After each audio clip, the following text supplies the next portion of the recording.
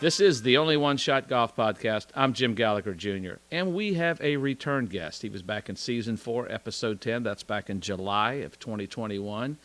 We don't get many return guests that are still playing and still busy playing, but we do love to have him back on. This young man has really made the 2022 year a very special year. So let's hear from Bryce Lewis. Bryce, appreciate you spending a little time with us.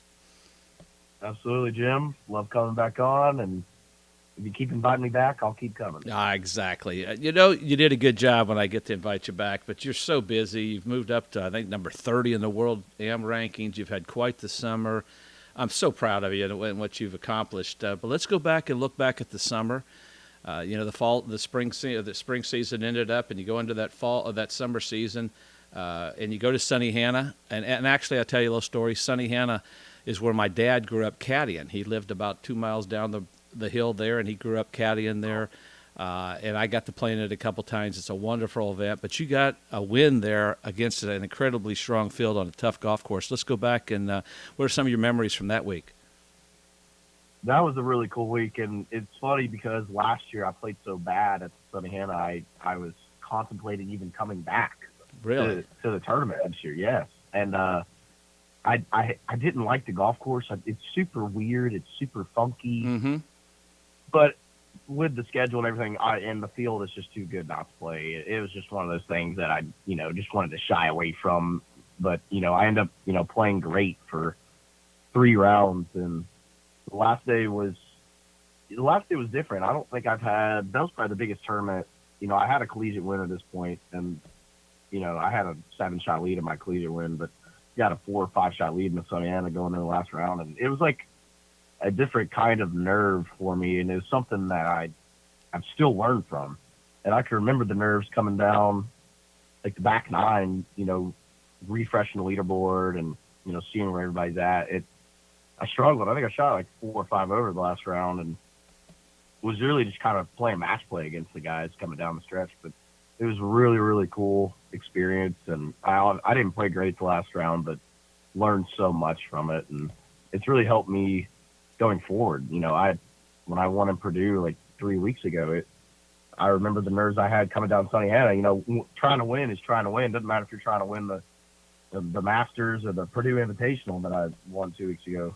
Can you describe what those nerves, what's that feeling like? And what you said you learned something. Tell us what you learned as well. Yeah, it's like, it was like the fear of failure, Okay. right? Like coming down Sunnehanna, I was I was just afraid to fail almost.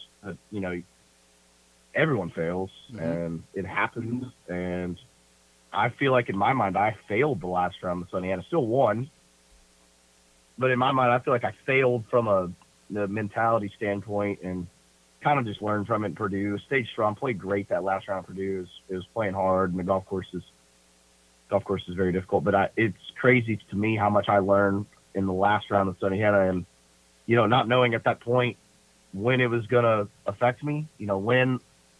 How can I learn from this? At the last round of Sunnehanna, I'm not thinking ahead in the future by any means, but it's cool to kind of look back and realize what that did for me. And man, if I could go back, I wouldn't have it any other way.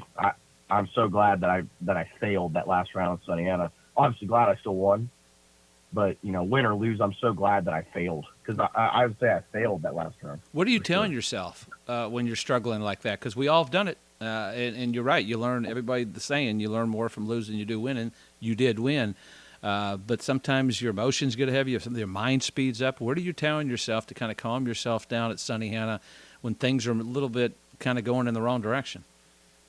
Yeah, coming down the stretch, I think I just bogeyed 16. I kind of 16 that uphill par 3 at Sunnehanna, weird hole. Funky green. I think I kind of mishit a 7-iron, and it came off the green. Pin was like back left or whatever, and it comes from the green. I chip it up there like 4 feet, missed it, and at that point I think I'd hit like 5 over or something. At that point, I had made a birdie. I was like, oh my gosh! But at that point, I was just like, it doesn't really matter. Like, it doesn't matter if I double the next hole. It doesn't matter if I birdie the next hole. Like, I remember standing on 17 tee. I was like, I have not mentally, hit my checkpoint today. Like, I was just out of it. I was nervous, but it's a new experience. Like, it was new for me to be in that position. I never, won a golf tournament quite that big. The one I won last year in Birmingham was good size college event, but it wasn't quite like the Sunnehanna. But like I said, I'm so glad that I failed that day because it taught me so much going into the future. And I kind of looking back at it, I'm like, if I'm going to be nervous playing the Sunnehanna, I'm gonna be nervous playing in the Korn Ferry or the PGA Tour or wherever it leads me. So like, I gotta get used to it somehow. So really glad that happened. Yeah, and you said it helped you at Purdue. What did you not relive those memories at Sunnehanna? Just like, hey, I'm not going to do this again. You telling yourself, hey, this is what I've learned. This is what I'm going to do different.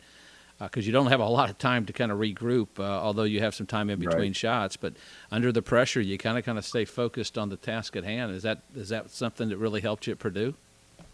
Yeah, it did for sure. Like, I just remember at Purdue, I just stuck to I didn't think about it much at all. I was just trying to go out there and like play. And like, I had this mentality of like, I was trying to win by like, I think I had a 5-shot lead at Purdue going in the last day. And Herman Sechney, a good player at Purdue, like definitely their best player. We're playing at their home golf course. Like, I know he's going to bring it. I knew he was going to play good. I was trying to beat the dog out of, like, I was trying to, win by 12 if I could. Mm-hmm. And the circumstances were pretty hard to win by 12 because Herman was playing well and the golf course is pretty hard. And I was so steady that day. I was just like, really happy the way I played. I think I finished like bogey double, but I had a 6-shot lead on 17, so I didn't really care how I finished. But like that whole day was just like a mental grind, and it was so much better than that last round at Sunnehanna because I learned from it. Like, I wasn't thinking about winning the tournament at all. I really just had this mentality. I was going out to play my buddies for $5 a hole or whatever. Like, I was just kind of out there playing that last day, and it got pretty close. I think it was 2 shots on Herman got within 2 shots on 13, I believe. And well, that was Tiger's mentality. I'm going to beat you by 20, and I think that's a great mentality. In that, when you're in a grind like that, does that kind of put in that super uber focus mode on you when you're in a tighter grind? Like you said, it got down to 2 shots. Did that really kind of kick it back in? I got to get focused and take care of the, like you said, checkpoints or the shots at hand. Yeah, I did. And I had like a 5 or 6 shot. I think at one point I had a 7 or 8. No, I think I had an 8-shot lead on 9T or on 8T. And it got down to 2 because I made a bogey on 11. Herman started making some birdies. And I bogeyed 11 and 12. So Herman started making some birdies, got down to 2 shots on 13. And are you getting nervous at that point? No, I wasn't. I really wasn't that nervous. I just was like, all day I had been playing so different, with a big shot lead like that. I've been playing a little more conservative, a little not trying to do anything crazy.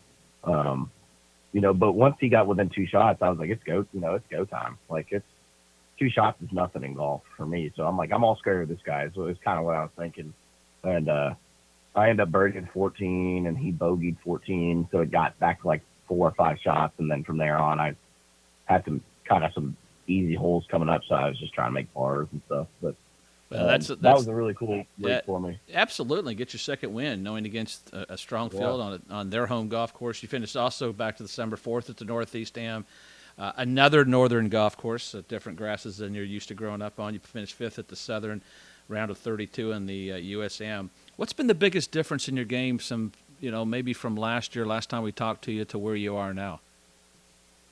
Yeah, I think physically I've gained a little bit. I gained a little bit of weight. I haven't really necessarily gained a lot of, like, I think it's cool for me because I feel like I can grow so much more. Like, my speed is not anything crazy at all. I think my club head speed's like 116 or something with a driver. Like, it's not like I'm swinging at 124 by any means. So really excited that I feel like I have a lot of room to get better, but I think the difference between last year and now is just like it kind of clicked that mentally, like, I'm a senior and I'm gonna turn pro next year. Like, it's time to mentally just kind of lock in. Like, I can't be scared of anybody. You can't be scared of nothing. Like, You just got to go do your business and handle your business. And I think that's something that Coach Webb and Coach Andrews are so good at is, you don't get in the way of yourself is kind of what I keep telling myself. And that's kind of what Webb and Bo tell us is like, don't get in the way of your talent. Don't get in the way of yourself. Like you don't have to do anything crazy. You can go make 4 birdies, no bogeys. You did that for 4 rounds. You're going to win the tournament. I don't care where you're playing. So if you birdie every par 5 and don't make a bogey, I know it sounds easy, but in hindsight, it's really not. It's really not that hard, right? So if you don't get in the way of yourself, then you're going to have great success. And I loved all the golf courses this summer. They fit my game really well, and I just got hot and felt really confident. But I think the main thing was I didn't really get in the way of myself, and I just kind of let myself play golf, and I didn't try to do anything crazy. I didn't try to hit the super mega flop shot short-sided. I didn't try to flag the 5 irons. It's the little stuff, I think, and I know this too. But it's not trying to do anything crazy and just kind of letting yourself play golf, and it adds up in the end for sure. Y'all mentioned y'all do a lot of workouts, way more. Well, you all work out, so that was way more than I did. But Coach Greg's done a great job with that. What do you all do in this off season now as far as workouts? Or do you all have some time off to kind of let your bodies heal, or do you go a little bit harder since the season's out? What do you do in this off season to kind of stay sharp, kind of stay in shape? You said talking about speed, strength, and weight and all that stuff. What are y'all doing this time of year? Yeah, it's different this time of year than in the season. In the season, you're injured. We don't want to get injured. We don't want to, mess our backs up from squatting stuff. So we kind of rotate stuff in season. We do a lot of like mobility, like flexibility. We still do some speed and strength, obviously, but it's not as much as we do now. Like nowadays, in the off season, we're doing strength. I'm only doing strength stuff. Like I'm just trying to get stronger. A little bit of speed stuff here and there, but I'm the heaviest I've ever been right now, and I'm only 174 pounds. So like I'm trying to just get as strong as I can and see where it takes me. What are some of the things y'all are doing to kind of do that? I like the back squat a lot, and doing arm farm core work. Core work is real. I feel like core is really, really important in the golf swing, just to be able to be so stable. It's actually something I need to work on a little more. But mainly just weights, like just all some bench press, squat, arm farms, core work, hamstring, like kind of just trying to hit every part of my body. And Coach Greg does a great job of it, and my trainer back home in Hendersonville, Jeff Holt, when I go back home, does a really great job with me too. So you were just trying to get stronger. How important is it to have someone that understands golf specific? Because a lot of times in college, I've seen it with a lot of times that you'll get a coach that maybe coaches football and comes in there and doesn't really understand how the golf swing works. Golfers aren't football players. And then sometimes they can get a little heavy with the weights. How important is it to have someone that understands golf specifics when you're working out? You mentioned a trainer at home and Coach Greg. Yeah. It's so nice. It's like Greg has done a phenomenal job of trying to form with us. So he's molding into a golf workout trainer. And we're super grateful to have him, because there's not a lot of trainers that will mold into that. Nope. Just for the golf team. And I'm not trying to, demoralize our golf team by any means, but I mean, when at the University of Tennessee, you got football and basketball and baseball, like you get trainers that are molded into that. You rarely get trainers that are molded into golf. Like I don't really know. Greg travels with us all the time. I don't see a single golf program that has a trainer travel with us, and he's so useful on the road with us. Like, getting stretched out after the round, if we need to get worked on after the round or before the round, like he does a great job. And I think that's one of the key successes for us as a program. Like if you look at our rise as a program and, 5 years since Webb's been here, like a great thing that Webb has done is get Greg involved. And he comes on the road with us probably every other tournament. And he goes out of his way I know when we were in Atlanta, our last tournament, he drove to Atlanta to stretch us out, drove back to his son's football game in Knoxville, and then drove back to Atlanta to stretch us out after. And Wow. it's like he wasn't getting paid. He wasn't getting paid to do that. Like Yeah. the university wasn't paying him extra to do that. He just did it because he loves our program. He wants to see us get better, and he loves helping us out. So we're like super grateful to have him, and he's a huge part of our success. And I can't wait to see. I'm getting old. I can't wait to see what this program is like in 5 years when I come back, because there's going to be some great things. I know Greg's going to stick around for sure. So Well, it's changed. Golf is changing quickly, and you're right. In 5 years, it'll be completely different than what you saw. But you come off that long competitive summer. You get back to Knoxville. Not a lot of time off. I've heard players come back. They're tired from that long summer. There's kind of not a letdown, but and maybe they need a little bit of a break. But you don't have time to take that break of the grind of the summer. You guys are I think top 10 preseason rankings. How do you block out the noise, and how do you kind of get back into going things when you really haven't had any time off? yeah, it's hard. I feel like I've been going for. That's why I wanted to take some time off. I've probably taken 3 weeks off right now, and it's been really good for me mentally. And the noise, like, yeah, there's some noise like in anything you do and outside stuff that you got to try and block out. But I just keep telling myself, like, I can only control what I can control. Like, I can only just go out there and try my hardest and do my best. Like, if I'm worried about the noise, I need to get another job, because there's going to be more noise when I turn. There's more noise when you turn pro and when you're playing on the PGA Tour or playing in the Masters. Like, it's only going to get harder. So, if I'm worried about it right now, I need to go get a job, right? And get a new hobby, because there's gonna be plenty of noise out there on the golf course. It's hard. Like, it's hard. Sometimes you get freeze it. Like I said, at Sunnehanna, there was a lot of people out there watching, and there's probably 200 people out there watching us, which is like that's the most amount of people I've ever had watch me play golf. And I kept telling myself, it's only gonna get harder. That's So true. You just got to get used to it. It's true. You got to get used to it. Find a space, find something that you can think about that blocks out anything, or, whatever it is.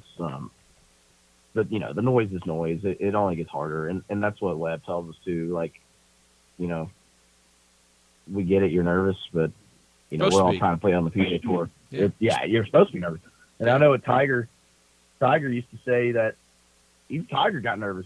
He said he was nervous all the time. Every single tournament he won, he was nervous. But he said he loved being nervous. He got to where he enjoyed it, because it meant something to him. So I think that's where you gotta find a happy medium of, yeah, I'm nervous, but I enjoy it, and got to block out some noise. So golf's only hard when you care.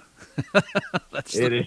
That you know what I mean? Right. But yeah. you guys graduate 3 seniors: Tyler Johnson, Hunter Walcott, of course Spencer Cross, who I love Spencer Cross. And I know he's one of your good buddies. Team finished 6th in the fall. You bring in the freshman sensation Caleb Surratt. He comes in and wins his first college event. What's it been like having him, and what's it mean to have a player of his ability, and what's he meant to the team so far this fall? Yeah, obviously he's a great player, and definitely the best player I've ever gotten to be around playing golf. And his ability to do the little things it's impressive for being 18 years old. I forget he's 18, to be honest with you. He's more mature in his practice and routine than anyone I've ever seen. Definitely more than me. And it's like, I try to learn from it. It's hard, but he does a great job of it. He does the at-home stuff better than anybody, and that's why he's so good. I always say you can only hit a 5-iron so good, and then I started watching Caleb hit a 5-iron, and I said, well, you can hit it like that. He's solid, man. He's a great player. He's got a bright future ahead of him for sure, and we're lucky to have him. And I'd like for him to stay as long as he can, but he's a great player, and hopefully he's got a really bright future. Yeah, pro golf's always going to be out there. Pro golf is always going to be there. Yeah. Whatever he decides to do is he's going to succeed in, and I can guarantee that. He's just too good not to. You guys go to the SEC match play events, medal play, and then you go into match play, and then you play Vandy. Everybody's talking Vandy, one of the best teams in the country. They're tough to beat. You beat them, you win that, and then you go out and win another one. What's the potential for your team after this fall y'all had? And once again, I think ranked number 7th golf week, top 10. What's the potential there for y'all as you head into the spring? We have a lot of potential. We got a lot of guys at home that are really good that haven't really put themselves out there yet. We have a lot of talent back home. We've got guys that are, we got guys that are sitting at home that are really, really good. And I'd like to think that my spot in the lineup is a lock, but it's not. That's the great thing about our team is our lineup changed every week. I think this fall, like we had a different guy in our lineup, like almost every week in 4 tournaments. Maybe not every tournament, but we definitely had some different lineups. And we have a great player coming in the spring too, Josh Hill from. He's English, but he lives in Dubai, and I think he made the cut in both of the Dubai tournaments that, like I forgot what they're called. The ones that Victor Hovland and Morikawa and Rory playing. He made the cut in both of them. Wow. And he's a great player. He came over for an official visit last year, or this fall, I believe. And he's a great player. So we're only getting better at that aspect. And, it makes it even harder because that's another guy. That's another great player sitting at home. Even if it's Josh, like it's just another guy that's sitting at home, and we have so many great players on our team. But it makes it good for everyone. Like I've gotten better from it just because the competitive aspect of, I gotta beat these guys just to go to the tournament. And but that's anything you do. Like that's literally Monday Qs, or Q school. So it's good for us, but it sucks seeing really good players that you're really close with, not be able to go. That's the toughest part. That's the toughest part. You're still qualifying. You got your good friends. You may even have to beat your roommate or your friend. That's the hardest part because golf is such an individual sport, but in college it's a team sport, and that team chemistry comes natural, and I think you all have done a great job just spending some time. I only get to spend a little bit of time with you all when we come in for our fundraiser, but just you could see that you all genuinely love each other and pull for each other. And I think that's why you're successful. And that's the tough part of all that qualifying. But you mentioned Purdue and you playing in different grasses. How much has it helped now that Coach Webb has taken you all over the country playing these different grasses? How much has that prepared you when you do maybe go to a regional up north, or for you this summer winning at Sunnehanna and have such great success at Northeast Am? How much does that help playing those different grasses for someone who grew up in the South? It's different for sure. Like the great thing about our facility is we have all those grasses. We have all the different types of grasses at our facility, and like the location works out perfectly because you can grow bent in Knoxville, you can grow Bermuda in Knoxville, which I think that's a huge advantage because when we go play in Puerto Rico and Cabo, there is no bent down there, obviously. So, being able to have that Bermuda putting green, 2 of them, and having those Bermuda grasses available is huge.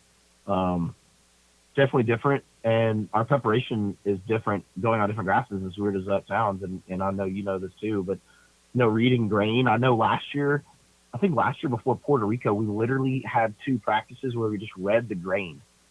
Like we were reading grain and trying to see. It was before Puerto Rico, I believe, because Puerto Rico is so hot and humid that grain is huge down there, and we went down there and played well. I think we finished second. I think I've actually finished second in the tournament individually. So that stuff adds up, and it sounds stupid. At the time I'm like, well, this is really stupid, but it worked out. Like I played great, and our team played great, and it's just like those little things that a player doesn't think of. That's why we have great coaches. So, what advice do you have for the juniors that might be listening to how you can work on reading grain in Bermuda? Because there's players that would listen to the podcast are from the north, and then there's players from the south. How do you go about reading grain? I mean, I know what I do, but tell us what you did to kind of teach yourself how to read the grain. I always look at the hole and check the burn into the hole. That's the easiest thing, especially when it's cloudy. When it's sunny, if it's a shiny part of the green, if you walk around the whole green when it's sunny, and this, like the green color will change. But it'll get darker if it's into the grain. If you're looking at it and it's dark, you're into the grain. But if you come on the other side, it'll start to get lighter because it's down grain. It'll flash off of it. So those are the only 2 things I really do. I always look at the hole, and depending on So you got to get a feel for it on, in your practice round on the putting green and stuff, like how much is it pulling? And that's why it's great having teammates and stuff and coaches. Like, we get to talking about it. Like, how much do we think the grain's pulling this, pulling that? And so at the end of the day, it's all up to you really. But looking at the hole is probably the biggest one for me, because if you see the burn end of the hole, let's say the burn end of the hole is on the right side, then it's, grain's moving left to right, obviously, because it's, burning out on the hole. So that's the way I like to regrain. But that works. And another little trick Pete Dye taught me is, you see it more on the modern courses, is look where there's drains off the green. And that may be where the green may fall that way. Because, gravity and the way the green and the ground goes, that's going to kind of dictate it as much as the things you said. Yeah. But yes, grain is a part of it. They do a great job of trying to keep it out. But, it is a factor, especially on Bermuda. And that's some great advice. You were also named Tennessee Golf Association Player of the Year. What's winning an award like that mean to you? Yeah, that one was actually funny. I was sitting in my room on, I don't even know, it was like a Friday or something, and I get this call from, I don't even have the number saved, and it's Allison from TGA, and I didn't even know I won it. It was really cool. Like, my dad my dad played a lot of amateur stuff, and won our state open one year, and I don't think he was ever the player of the year, so I had to call him and nudge him on that for sure. Of course you did. Oh, absolutely. First thing I did. But that was cool, and it's one of those things that they were like, what does this mean to you? And, and you asked the same thing, but, I don't tee up in golf tournaments thinking, oh, I need to play good in this event so I can be the TJ Player of the Year. I'm just playing, and it's just one of those things that if you do the work, do the right things off the course, you're there mentally, you don't get in the way of yourself, like I talked about earlier, those things just kind of add up. And it was really funny because I had no idea that was even like a thing. I didn't know, because I haven't played a TGA event in 3 years. Right. So I had no idea, but it was super cool because I think I was the junior player of the year in 2017, and then I was the men's player of the year. So like that was cool, and I was excited to get that. And the best thing is you get to take it and kind of tell your dad, hey, I got this, you don't. So yeah. I think that's the best part of it all. Mm-hmm. You're one of 6. That's the first thing I did. You're one of the 6 players got picked to be in the PXG College Golf Showcase. The 4 guys, I think 2 gals played. I know that's going to be on TV here soon. But what was that experience like? Really cool. That was also a weird experience. Braden Garrison was getting married, and I flew down to Phoenix with him and Hunter and Spencer and Chase, a bunch of our teammates and old teammates, and we flying down to Phoenix, and he calls me and was like, hey, do you want to play in this PXG showcase thing? We just had a guy drop out because he thought he was going to get into the RSM. Ludwig Aberg dropped out of the showcase because he thought he was going to get into the RSM Classic, which was the same week, so he wanted to prepare for it. Long story short, he doesn't get into it, and I take his place. And I was already in Phoenix, and I think I got to Phoenix on a Thursday, and he said, hey, be here by Sunday, and we're going to film it on Tuesday. You can get a practice round. We'll chill out for a couple days. And I was like, perfect. I'm leaving on Sunday anyway. So I just didn't catch my flight back to Knoxville, stayed for another 2 days. Webb came down, flew down, and we filmed it on Tuesday, and it was such a cool experience, like really, really cool. And I was hooping it.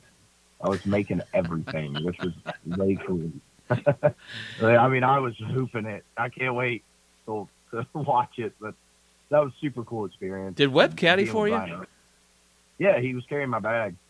And all the coaches were carrying it. So we had Reed Davenport from Vandy. So we had Limbaugh was caddying, and Coach Hibble from Oklahoma was caddying for Patrick Welch. And I forgot the Ohio State coach's name, but Max Moldovan was playing, so his coach was on the bag. And 2 women's golfers, Erica Shepard and Rachel Kuhn, both great players. So we had a lot of fun. It was super cool. Jerome Bettis and Urlacher were there. They were playing alongside of y'all? Yeah. Yeah, I was on Brian Urlacher's team, and it was me and Patrick Welch and Erica Shepard versus and Brian. But it was a lot of fun. It was so fun, and I'm already looking forward to watching it on the 14th. It'll be really cool, and I was super grateful to have that opportunity, not knowing that I didn't even know what it was at first. I was like, what is the PhD? Like, what are you talking about? That was super cool. You do know what the Walker Cup is because you're one of the 16 players that are getting invited to play the practice round down in Jupiter. That had to be kind of a pinch me moment when you got that call, wasn't it? Yes, that was a cool week for me. That was they called me in Phoenix the day after I got invited to the showcase. So I was just, that was a top week for me for sure. I mean, it had to be the best week of my life. Like, just getting that call was really, really cool. And obviously, it doesn't mean I'm on the team yet, but it's a great recognition, and it gives me a great chance to make it next year. So, really excited, and it's even cooler that me and Caleb are going together. I think we're the only, us and Vandy are the only schools that have two people, or no, North Carolina also. So that's really cool to be able to go down with a teammate and somebody you're close with, and I can't wait. I think I'm flying out next Thursday. So where are y'all going to play? So we're playing Seminole, MacArthur, and Grove 23, I believe. So and I'm not really sure the format. Okay. When I grow up, I want to be like you. No, I'm just continuing on your path. I'm trying to hit your path. You're doing a good job of it. Okay, I've been nice to you so far, and you knew I was going to bring this question up. You were probably waiting to when this was going to come up. But your man Caleb gets to play in Bermuda. You get to caddy. No. Did you go down there for the free trip, or did you honestly think you're going to be able to help him? Oh, I definitely didn't think I was going to help him, but the poor kid he's so cheap. I mean, he didn't want to pay for a caddy, and he's begging somebody to come loot for him. I only have online class, so I didn't have to, I don't have in-person class, so I don't have once our was over, I didn't have a schedule. And I was looking to take some time off anyway, and the kid, I felt bad leaving the kid alone by himself, traveling. I was like, he's probably going to catch the wrong flight. So I had to come babysit him for a week, and that was fun. We played 71 good holes, and it was fun. Do you want to? We'll let you describe the 72nd hole, but no rangefinders and yardage books. There was a little bird told me a story that was the first time you all have probably used a yardage book without a rangefinder. Not picking on you, but that's probably true. It was the first time I ever did that. So. Did you ask some of the caddies and for their advice in practice rounds, or how did you guys kind of go through that in a practice round? Because you had a pretty cool practice round grouping. Yeah, we played with Lucas Glover in the practice round. Michael Sims, it's Webb's friend, and he lives in Bermuda, so we actually stayed at his parents' house, which was super nice. Like, really thankful for that. Didn't have to pay for a hotel. And Lucas, I was kind of chirping with Lucas's caddy on how stuff worked, but I got the hang of it. When you're in the middle of the fairway, it's easy. Mm-hmm. I just step off if I'm closer or farther, and I always did the front number, like the number to the front of the green, because it's easier to add it. I think, if it's 20 paces on, whatever, you just add 20 and your steps. So it's not that hard. But when you get out of position, it's when it gets hard. Well, the front of the green is always a good number, and that brings me to my question. The 14th hole there, our man made a triple par in 12. Yeah. I've made a 9 without a penalty shot, so I felt his pain. But we don't have to kind of relive all the bad shots and things that go on. But in a serious question, when something's happening like that and things are speeding up and you're making this big number, not so much for a caddy, but what could you tell yourself or any of our listeners when you're about to make this big number? How do you kind of handle that and to kind of slow things down? You try not to make that big number. Well, the poor kid, the 12 was about 85% my fault. He really should have made a 6 because he hits it in the crap left, and it's not hazard, it's just trees.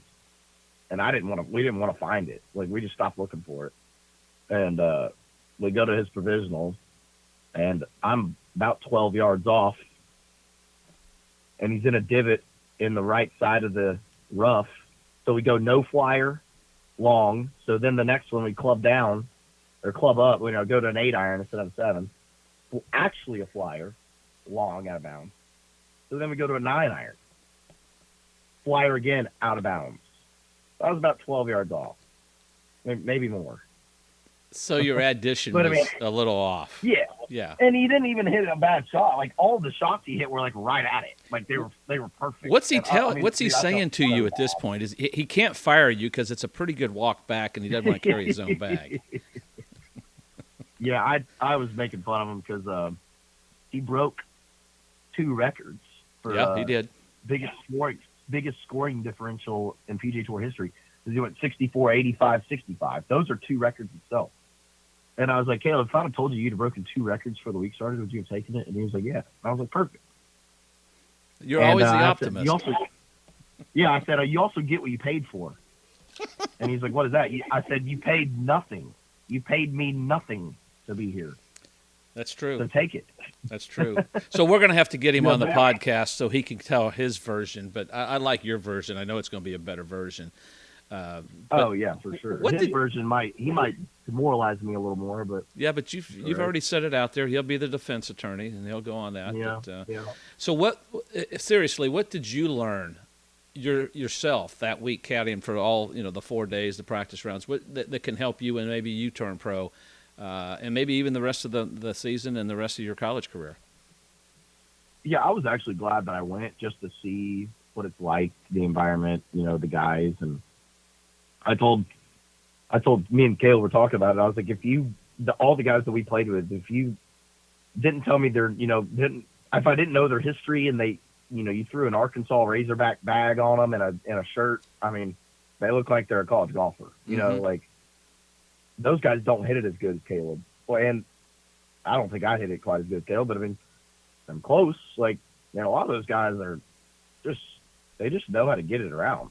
Like, and they're confident in it. They're all, and I think you could attest to it too, but they all think the way that they play golf is 100% the correct way.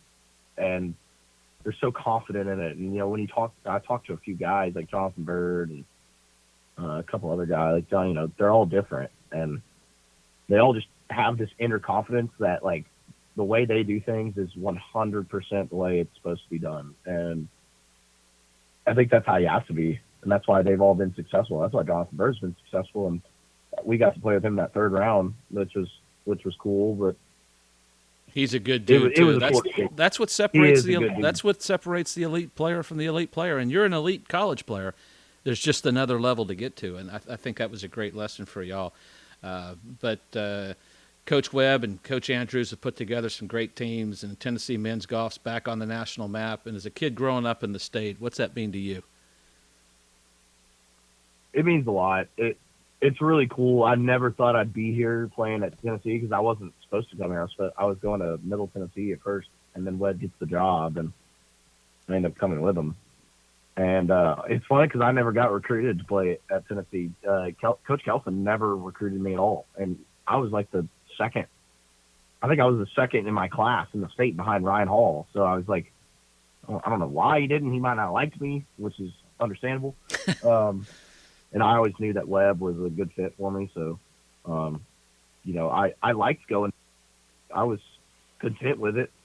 But looking back, it's so nice to play a great schedule. And I didn't know this in high school. Like, the schedule we play is phenomenal. And, versus the schedule of another college team, it's hard to get up there, put your name out there if you don't play a good schedule. Because if you don't play a good college schedule, then it's hard to get into the Sunnehanna and the Northeast and the Southern. And it's just hard. You don't really see guys that play at lower end schools get into these tournaments. That's what Jack Nicklaus told Barbara. He goes, how will I ever know if I'm the best or can be the best if I don't play against the best? And I think there's a lot to be said about that. Yeah, and I didn't know this in high school. I didn't, think about this. I just wanted a good facility and a good coach. That's all. I didn't think about strength of schedule or my, but you got to get yourself out there. And the schedule that we play is phenomenal. So I'm super grateful to be where I'm at right now. Obviously, I wasn't going to be here. I didn't plan on being here. And it's been a crazy, last 4 or 5 years, but I wouldn't change it for the Well, They invited me back. next year. So Wow. I've said, why not? I'll come back for a 6th year. Absolutely, or 7th or 8th or whatever it takes. But I'm glad you're there. I'm sure glad Coach Webb's there. I'm not sure Coach Webb can deal with you for that many years, but I can't believe it. you all have done a great job. It's proud to. I love when I'm on the Golf Channel and get to, selfishly bring up the Vols and give you all a little bit of love. Yeah. But you all have earned it. You all have earned a lot of great things that have happened. There's a bright future for you and the team. Thanks for being on with us and spending some time with us again. I love having you on. You make my day, and I know this is going to be a great podcast. And it's your job now to get your partner Caleb to answer my text and get him on here in a few weeks. He's a tough one to get to. He's always somewhere. He's always hiding somewhere, hitting golf balls in the corner of the range. So I'll find him and I'll hunt him down and we'll get him on. I can drive to Knoxville and I can stand there and do it as well. But yes. Seriously, thanks for being on. Good luck. Have some fun down there at Seminole and in your week in Florida. I can't wait to see how y'all play this spring and go Vols. That's right, Jim. Thank you so much. I enjoyed coming on, and if you invite me back ever again, I'll come back. Count on it. You'll be back. Well, I told y'all you would enjoy listening to Bryce Lewis. He makes me laugh. What a great kid. Great future ahead of him. He's had an incredible summer. As I mentioned, top 30 amateur rankings, going down to play a practice round for the Walker Cup. The future's bright for him in Tennessee golf. I know I'm an alum, and it's supposed to be kind of neutral in that. But so proud of those guys. Coach Webb, Coach Andrews done a great job. It's a good time to be a Tennessee Vol. Football team's making a comeback. Basketball, baseball, all the sports are doing so well. And it's good to see, and I know I'm a proud alum. But appreciate Steve Azar for allowing us to use his music. And you can find Steve at steveazar.com. Get your copy of Only One Shot. That's available at Amazon, written by V.J. Trolio, the teaching professional at Old Waverly. And you can get a hold of us at onlyoneshotgolf@gmail.com. Until next time, whether it's life or golf, you may have only one shot. Make it count. Make today count. Thank y'all.